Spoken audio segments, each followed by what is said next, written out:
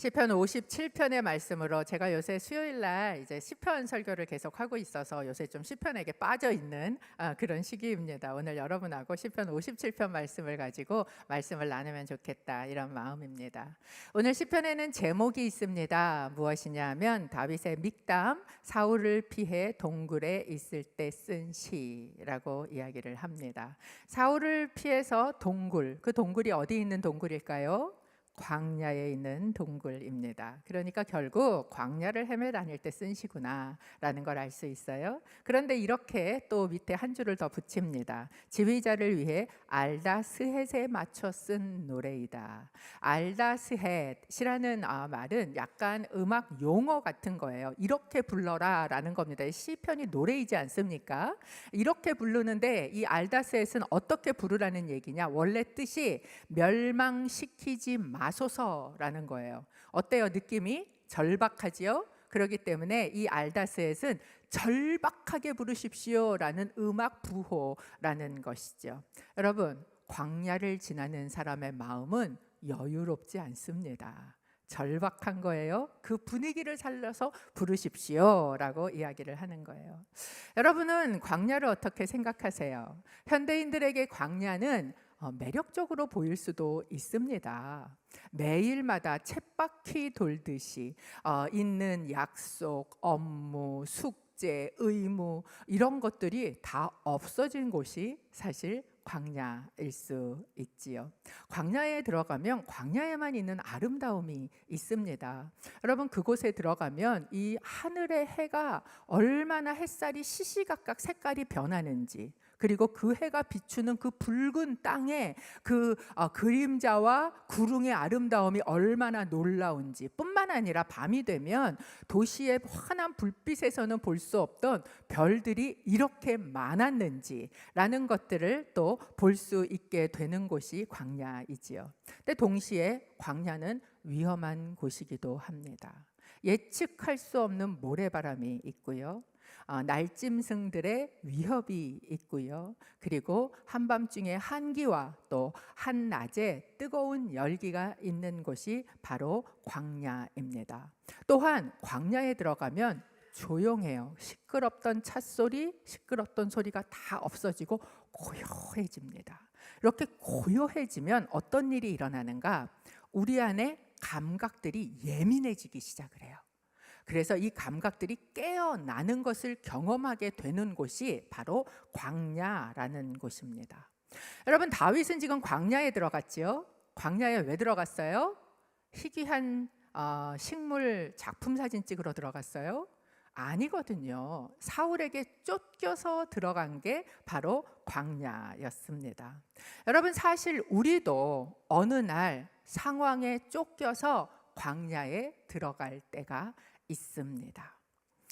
대학 나오고 직장 잘 다니고 결혼하고 안정적인 어떤 일상생활을 움직이다가 갑자기 그 일상이 확 없어진 것처럼, 그래서 모든 상황이 바뀌고 나의 이성과 나의 관계와 나의 모든 처지가 바뀌어져서 어딘가에 뚝 떨어져서 들어가 있게 된 곳, 그것을 우리는 광야라고 이야기해요.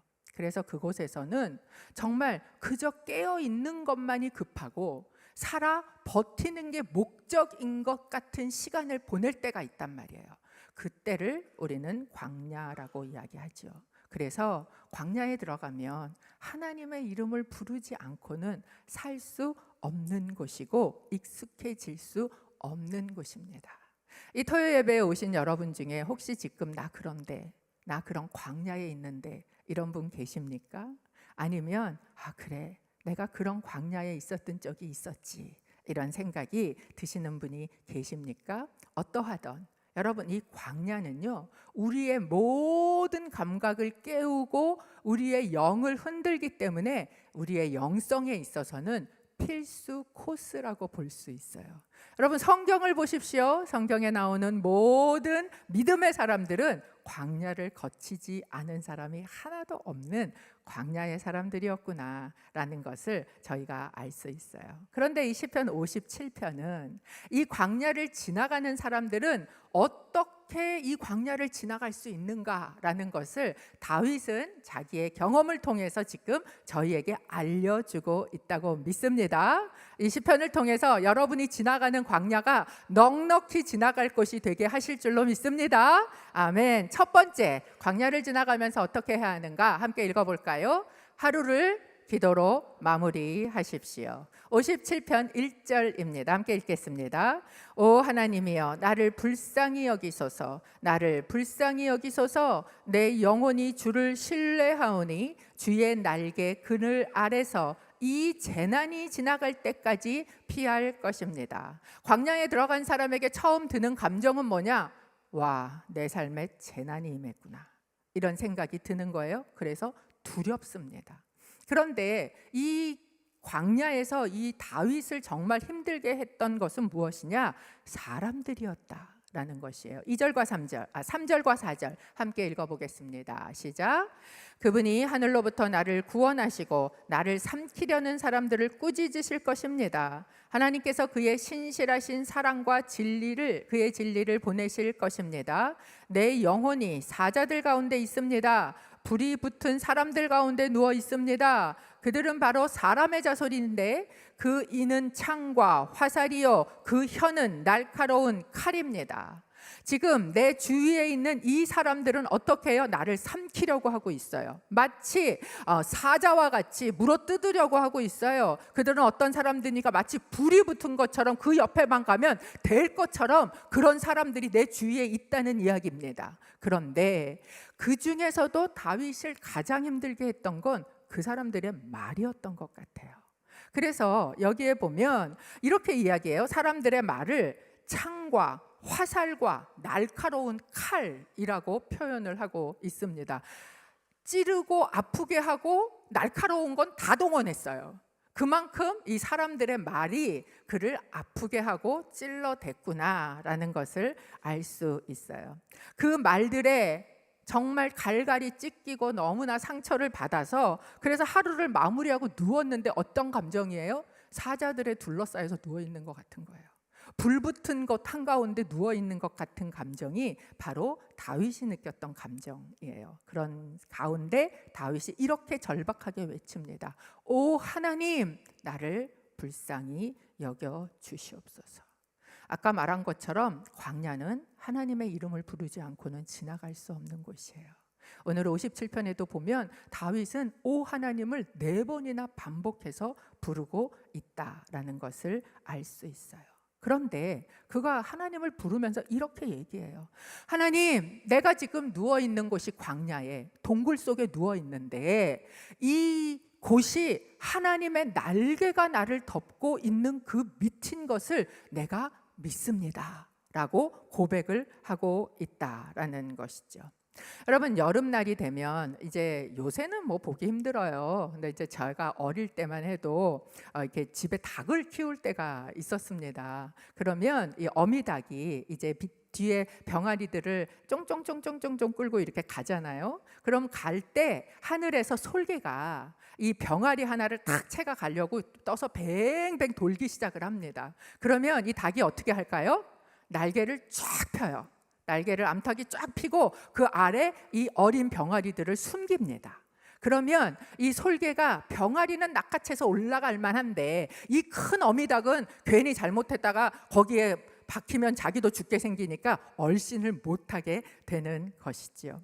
이렇게 지금 다윗은 그 어미닭과 같은 하나님의 날개 위에 안에 지금 내가 누워 있습니다 라는 고백을 하고 있는 것이죠. 여러분, 이스라엘 백성에게는 뭐가 있었냐면 성막이 있었어요. 그리고 그 성막 한가운데 방이 있었는데 그게 뭡니까? 그게 지성소입니다. 그리고 지성소에 뭐가 있었느냐? 법궤가 있었어요. 그리고 법궤 위에는 그룹이 날개를 이렇게 펴고 있는 형상이 이렇게 조각이 되어 있었어요. 그 자리를 부르는 이름이 있어요. 그 자리가 하나님이 임재하시는 보좌라고 믿었습니다. 그리고 그 자리를 시은좌라고 했어요. 베풀시 은혜의 보좌 자자예요. 그러니까 이 자리는 어떤 자리예요? 하나님의 은혜가 베풀어지고 있는 자리, 하나님의 날개가 덮여지고 있는 자리라고 이야기를 했었다라는 거예요. 어떤 곳이에요? 여러분, 우리를 은혜로 덮어지는 곳이 지금 신약에 와서는 어디입니까? 그게 십자가 밑이에요.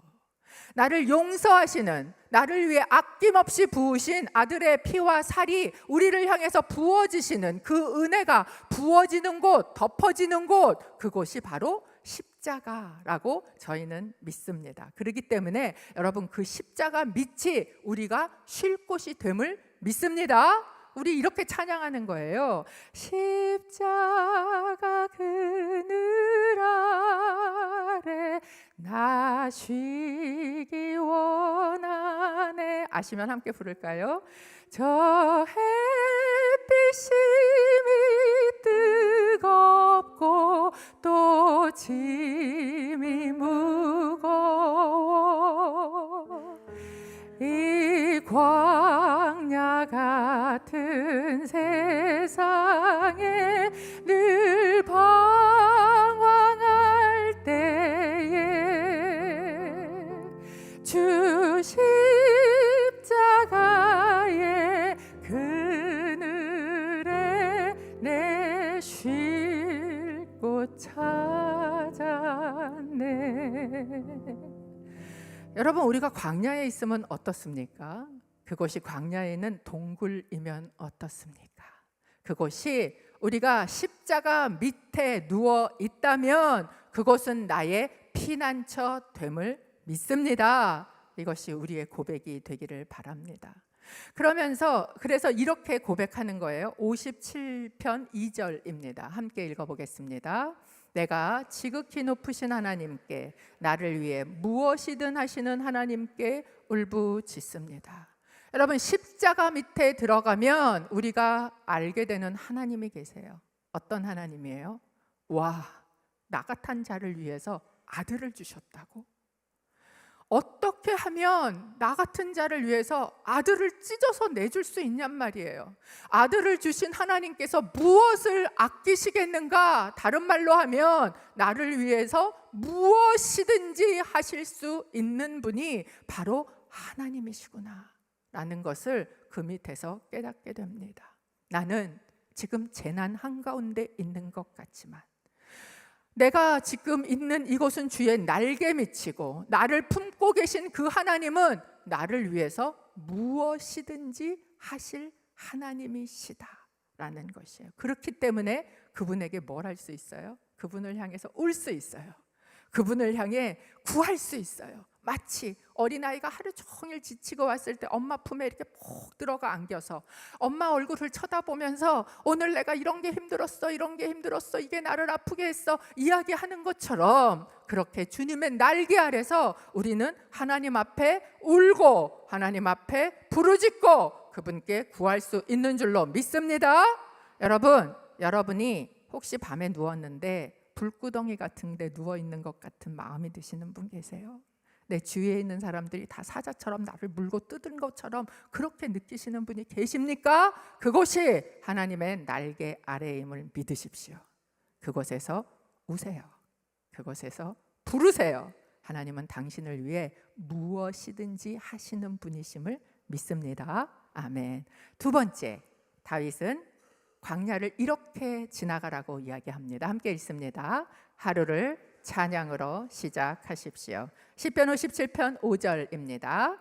오 하나님이여, 하늘보다 높임을 받으시고 주의 영광이 온 땅을 덮게 하소서. 다윗은 다시 오 하나님이여 라고 하나님을 부릅니다. 그런데 더 이상 내가 이런 게 고통스럽고 이런 게 두렵고 이런 게 아프고 이렇게 자기의 고통만 나열하고 있지 않아요. 뭐라고 합니까? 하나님 높임을 받으십시오. 하나님의 영광이 온 땅 가운데 가득해 지십시오라고 이야기를 합니다. 지금 다윗 안에 막 이 찬양의 마음이 막 솟구쳐 올라와서 이랬을까요? 시편 57편 6절은 이렇게 이어서 이야기합니다. 함께 읽어봅니다.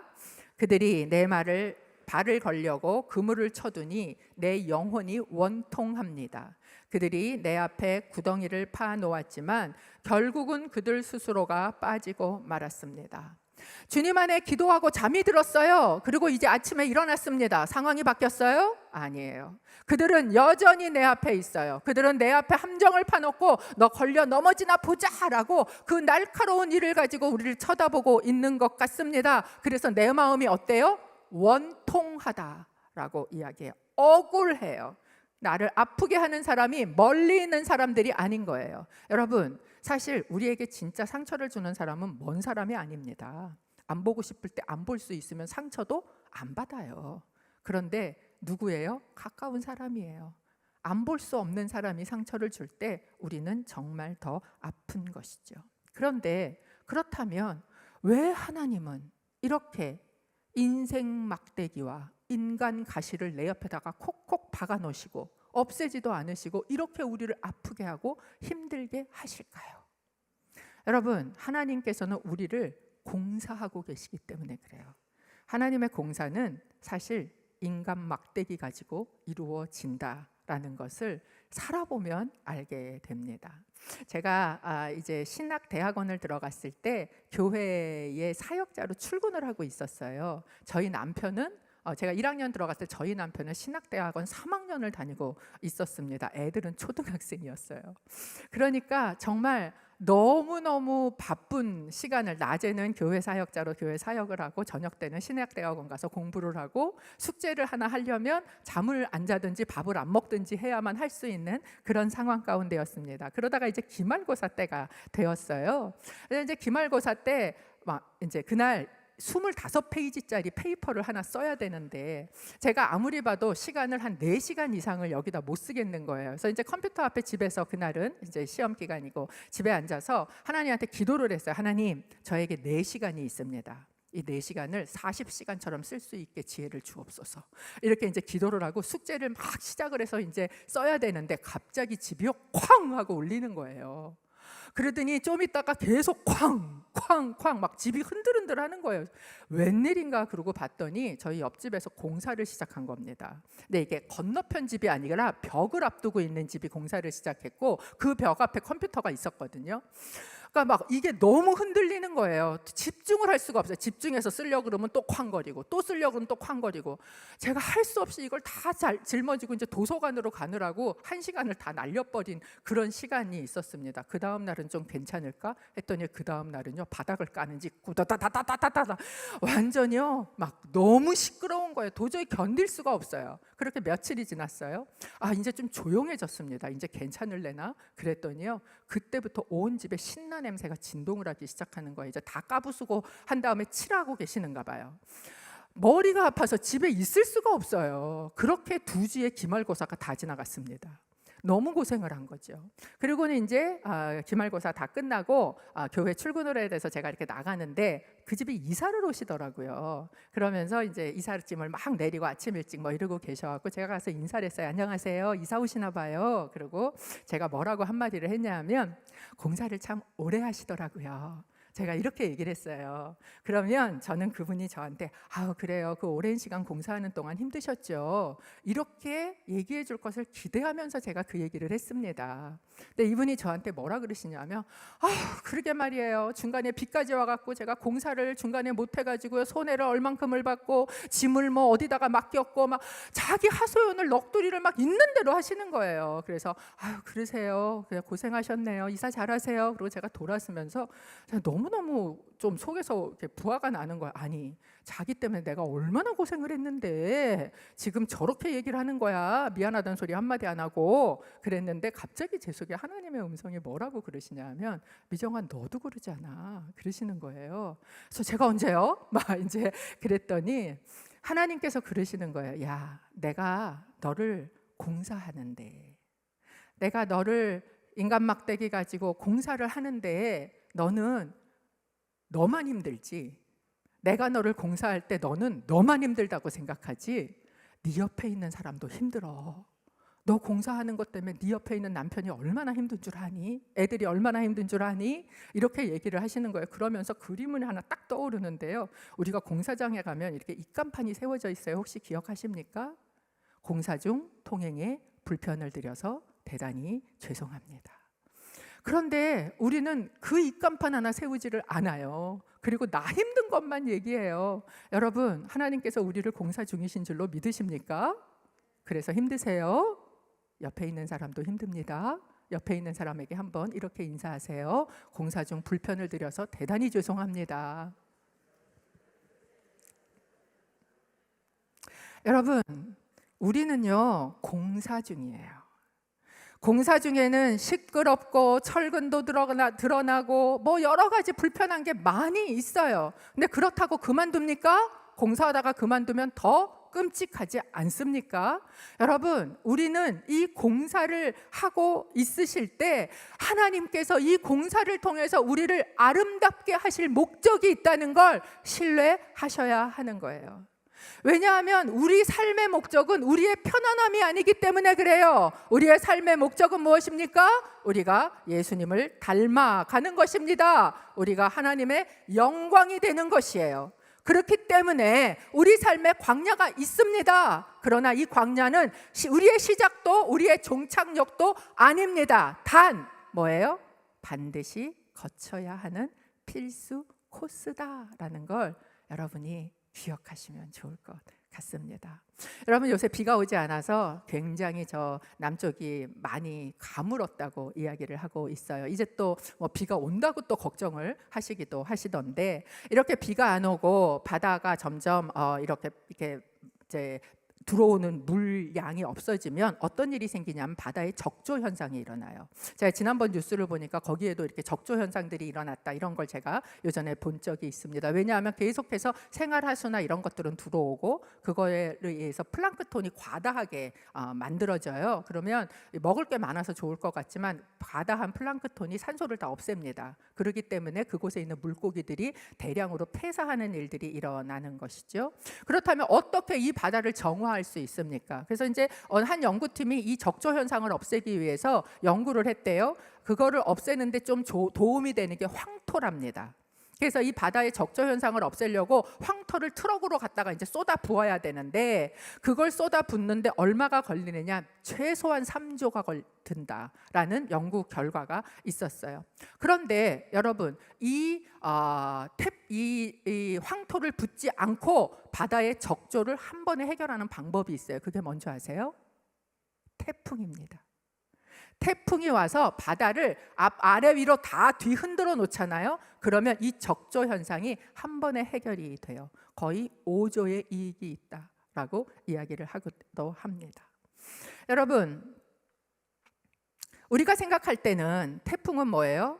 고난이고 재난이에요. 그러나 그것이 우리를 정화시킬 수 있다면 여러분, 그것이 이익이 되는 것이에요. 광야도 마찬가지입니다. 여러분, 이 광야가 나에게 어떤 유익이 될지 우리는 다 몰라요. 하나님께서 불게 하신 바람이라면, 하나님께서 우리를 이끌고 들어가신 광야라면 그곳에서 하나님께서 나를 향해 일하고 계심을 믿으시기를 바랍니다. 이 신뢰가 있을 때 비로소 뭐가 나와요? 찬양이 나오는 거예요. 시편 57편 7절 8절은 그래서 이렇게 다윗이 선포합니다. 함께 읽어봅니다. 오 하나님이여, 내 마음이 정해졌습니다. 내 마음이 정해졌습니다. 내가 내 마음을 다해 노래하고 찬양하겠습니다. 내 영혼아 깨어라, 하프와 수금아 깨어라, 내가 새벽을 깨우리로다. 다윗은 이제 아침에 일어나서 하루를 시작하면서 이렇게 선포하는 거예요. 하나님, 내가 이제 찬양하기로 결정했습니다. 그리고 이렇게 얘기해요. 내가 새벽을 깨우리로다. 여러분, 이 말은 좀 이상한 말입니다. 우리는 새벽을 기다린다고 말하지 새벽을 깨운다고 말하지는 않습니다. 그런데 다윗은 이렇게 얘기하는 거예요. 나는 지금 새벽을 깨운다. 뭐예요? 의지적으로 선포하고 있는 거예요. 캄캄해도 새벽은 가장 어두울 때입니다. 그러나 아침과 가장 가까울 때예요. 다윗은 이 믿음을 가지고 지금 나 자신에게 선포하고 있는 거예요. 내 영혼아 깨어나라, 하프와 수금을 들고 찬양하라, 내가 그렇게 새벽을 깨울 것이다 라고 이야기를 하고 있어요. 여러분, 이 어두움은 어떻게 깨웁니까? 자고 일어났어요. 밤새 울면서 하나님께 기도하고 자고 일어났어요. 하나도 변한 거가 없는 것 같아요. 여전히 사람들은 있어요. 여전히 어둡습니다. 이렇게 어두울 때 그는 무엇을 하고 있는 거예요? 새벽을 깨워요. 어떻게 깨워요? 찬양으로 깨운다라는 것이에요.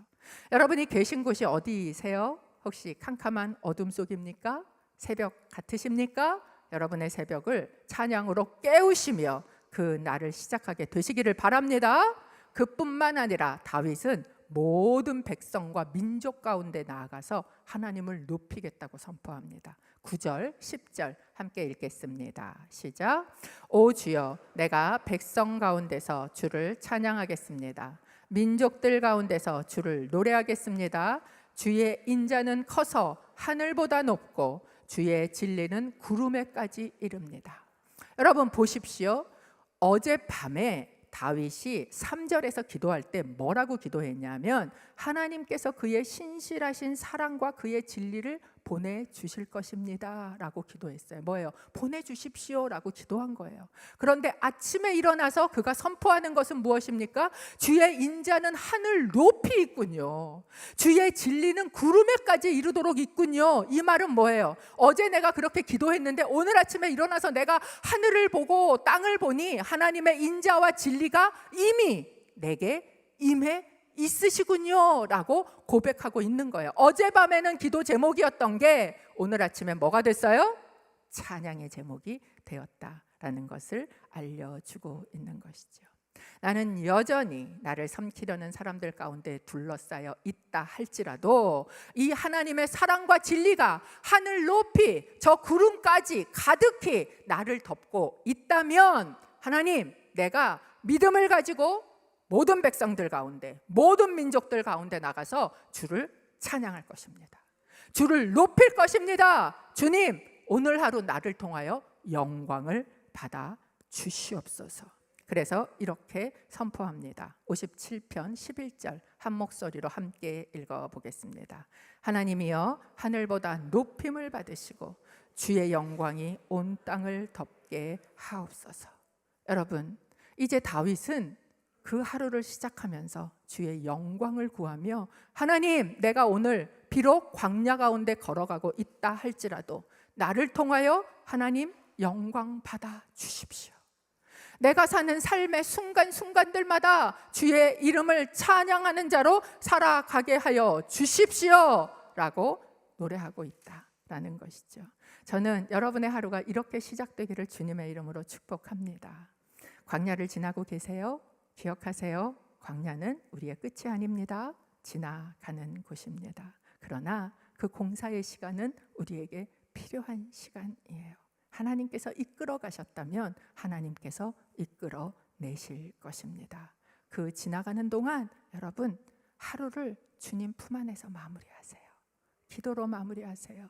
내가 누워있는 곳이 광야일지라도 동굴일지라도 내 방 안일지라도 고통 가운데 있을지라도 주님, 지금 나를 덮고 있는 게 주님의 날개임을 내가 믿습니다.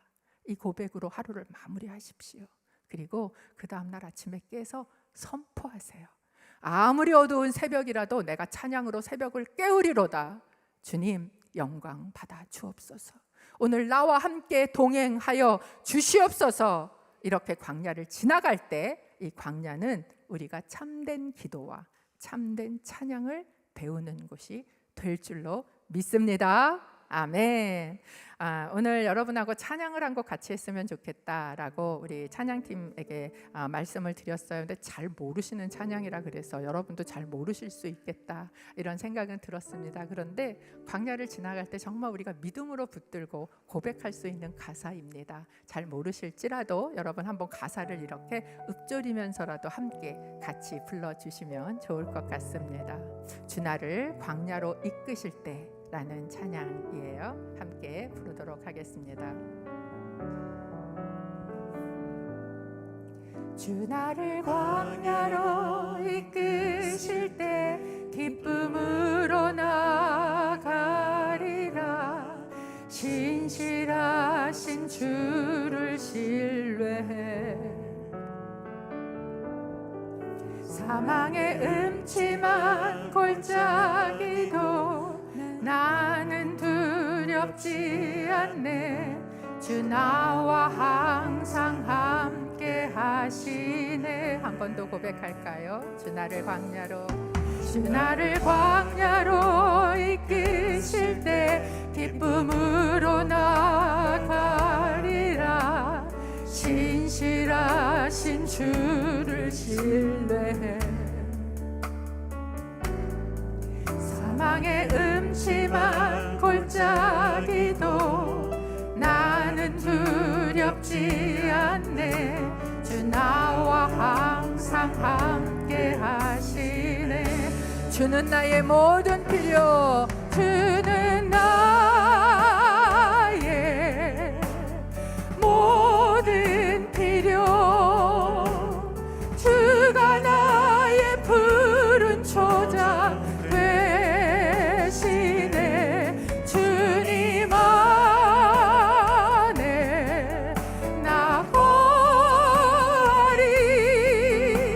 그곳이 내가 한 번 더 고백합니다. 주는 나의 모든 필요, 주는 나의 모든 필요, 주가 나의 푸른 초장 되시네. 주님 안에 나가리.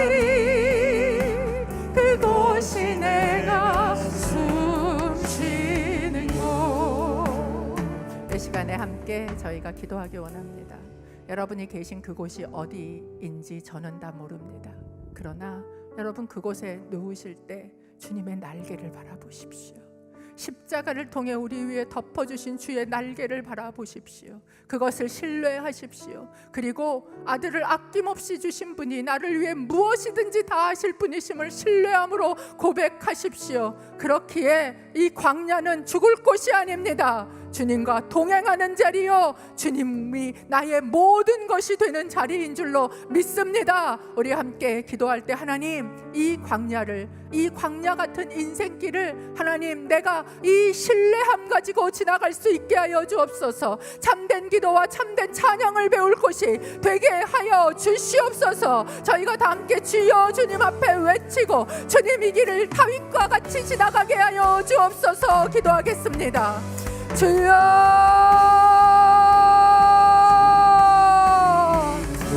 주님 앞에 올려드리며 저희가 기도하는 것은 아버지 하나님, 이곳을 하나님 나를 광야로 이끄셨을 때 아버지 하나님 이것이 재난이요 이것이 두려움이요 아버지 이것이 나의 아픔이요 고통이라 할지라도 하나님 내가 주를 신뢰합니다. 주의 날개가 나를 덮고 있음을 신뢰합니다. 내가 있는 곳이 십자가 밑임을 믿습니다. 아들을 위하여 그 피를 흘려주신 분께서 아들을 찢어 나에게 먹이신 그분께서 아들과 함께 이 모든 것을 우리에게 주시지 아니하겠습니까? 아버지 하나님 내가 믿음으로 고백하게 하여 주옵소서. 믿음으로 구하게 하여 주옵소서. 그 하나님 앞에 엎드려 그 십자가 밑에 기어들어가 아버지 하나님 나에게 행하시는 하나님을 믿음으로 고백하며 아버지 하나님 내가 그곳에서 하나님 앞에 구하며 나아갈 때 하나님 그 믿음을 가지고 일어나게 하여 주옵소서. 그 믿음을 가지고 아침을 깨우게 하여 주옵소서. 아버지 그 기도가 나의 기도가 되어지게 하여 주옵소서. 아버지 내가 광야에 있다 할지라도 그것은 하나님이 이끌고 계시는 곳인 줄로 믿습니다. 저희가 한 번 더 기도할 때 하나님 내가 이 광야에서 그저 나 살아남는 것이 목적이 되지 않게 해주십시오. 비록 내가 광야길을 걷는다 할지라도 하나님의 영광이 나를 통하여 드러나는 것이 내 삶의 목적이 되게 하여 주옵소서. 내 노래가 되게 하여 주옵소서. 내 찬양이 되게 하여 주시옵소서. 우리 다 함께 주님 앞에 간절히 구할 때 하나님 내가 걷는 이 광야길에서 하나님 나를 통해 영광 받아 주시옵소서. 아버지 영광을 위하여 만민에게 선포하는 자가 되게 하여 주시옵소서. 저희가 주여 한 번 더 외치고 함께 기도하겠습니다. 주여 아버지 주님 앞에 나와 저희가 함께 기도하며 나아갑니다. 아버지 하나님 우리와 함께 하시는 하나님께서 아버지 하나님 지혜 주님 안에 아버지 하나님 나를 이끌어 가실 줄로 믿습니다. 그렇기에 그 신실함으로 아버지 하나님 내가 새벽을 깨우며 찬양하게 하여 주시옵소서. 내 입에 찬송을 주옵소서. 나를 통하여 주님 높아지시고 나를 통하여 주님 영광 받으시고 이 광야길이 지나갔을 때 내가 주를 더 닮아 있어 아버지 나를 통하여 주님을 드러내는 자가 되어 있기를 소원합니다. 아버지 하나님, 주님만이 나의 전부입니다. 주님만이 내가 숨 쉴 곳입니다. 주님만이 나의 초장입니다. 아버지 하나님, 내가 주님이 나와 이 동행하시고 이 광야길에도 당신의 인자와 당신의 진리로 나를 덮어주심을 내가 믿기에 오늘도 나를 이끄시는 분이 아버지 하나님 주님의 인자와 자비인 줄로 믿습니다. 아버지 하나님, 그 고백을 하며 저희가 나아가게 하여 주시옵소서. 아버지 앞에 들어가 아버지 하나님 오직 한 분만을 아버지 하나님 나의 호흡이라고 고백하며 이 광야길을 지나가는 자가 되어지게 하여 주시옵소서. 아버지 앞에 올려드리오니 아버지 하나님 우리 안에 오로지 아버지 주의 영광을 선포하며 찬송하며 담대하게 나아가는 하나님의 자녀들이 되어지게 하여 주시옵소서. 하나님 감사합니다. 비록 나를 광야 한가운데로 이끄셨다 할지라도 광야에 내가 눕는 곳이 주의 날개의 미침을 믿습니다. 하나님, 비록 내가 광야길을 걸어간다 할지라도 주의 인자와 진리로 나를 이끌고 가심을 믿습니다. 믿음을 허락하여 주시옵소서. 두려워하지 말게 하여 주옵소서. 이 광야가 끝났을 때에는 나를 통하여 주님의 모습이 더 드러나는 아름다운 모습으로 공사되어 있을 것을 믿사오니 주님, 나를 통하여 영광 받아 주옵소서. 이 시간에도 아버지 하나님, 몽골 땅에, 스리랑카 땅에, 카자흐스탄 땅에 복음을 들고 그 땅을 밟고 있는 아울리치 팀을 기억하여 주시고, 아버지 하나님 또한 국내 각각 아산과 제주와 안산에 나아가는 모든 아울리치 팀에게 성령 하나님 동행하여 주셔서 그들이 가서 주의 영광을 선포하고 주의 이름을 높이는 그런 능력이 임하게 역사하여 주시옵소서. 예수 그리스도 이름으로 기도합니다. 아멘. 우리를 통하여 영광 받으실 주님께 한번 감사와 영광의 박수 올려드리십시다.